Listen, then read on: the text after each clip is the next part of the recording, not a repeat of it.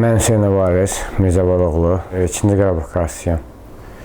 Mən Estoniyada doğulmuşam, Estoniyanın Tallinn şəhərində doğulmuşam. 95-də gəlmişəm Azərbaycana.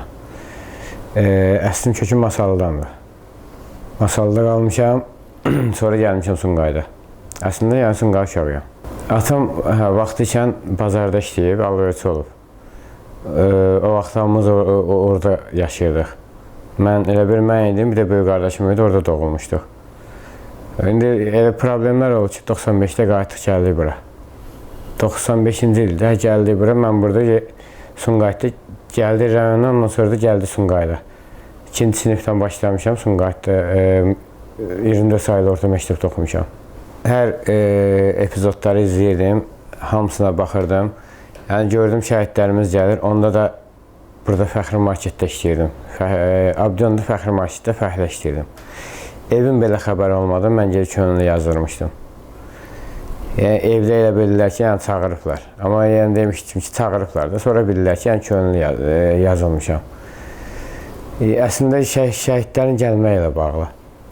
Yəni bütün hər gün görürsən də nə qədər şəhid gəlirdi Sumqayıda. Sentyabrın 30-u idi mən gedəndə. 30-31 idi, bu belə vaxtlar idi. Şəhidlərimiz gələndə heç nəyə baxılmır da. Heç nəyə, insan gözündə heç nə görsənmir. Onlar bizim üçün nətər can veribsə, yəni biz də onlar üçün hazırıq. Biz də millətimiz üçün hazırıq. 2 uşağım vardı, yoldaşım da üzr istəyirəm, yəni hamilə idi. Getmişdim, döyüş bölgəsinə girdik.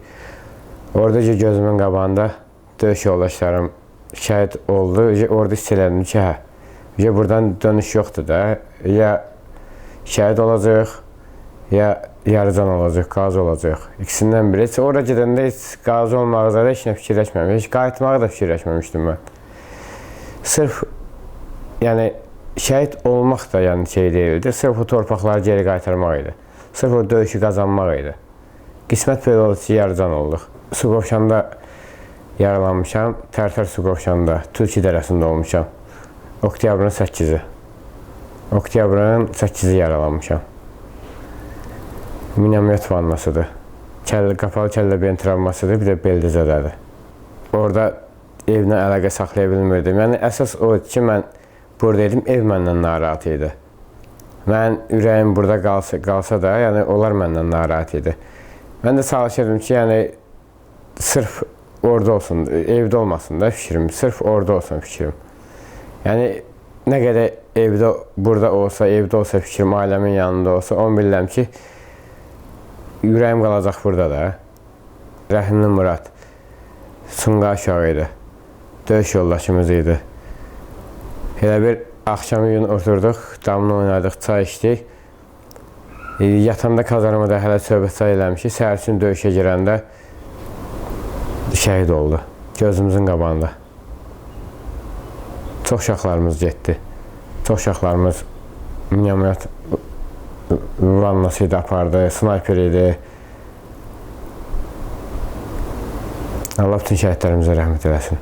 Hospitaldaydım. Elə bir minomyot vannası idi. Düşdü yanıma. Çırpıldım dağa. Dağa da çırpılandan sonra huşumu itirmişəm.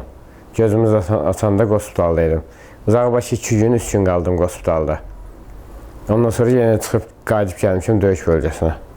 Döyüşümü davam eləmişəm. Yəni mən orada yata bilməzdim ki, bizim uşaqlar orada döyüşür, mən yatım orada. Döyüş qutarandan sonra, ondan sonra getmişəm. Ondan sonra hospitala yerləşdiriblər məni. Xaricdə yaşasam da, onsuz da əslim köküm buradadır. Nəslim köküm, hamısı buradandır. Mənim demək olar ki, nəslimdə, yəni bir dənə özüm getmişəm. Heç kim getməyib, yəni tək özüm getmişəm. Bir də qardaşım da, o da əsgərlikdə olub, əsgərlikdə olandı.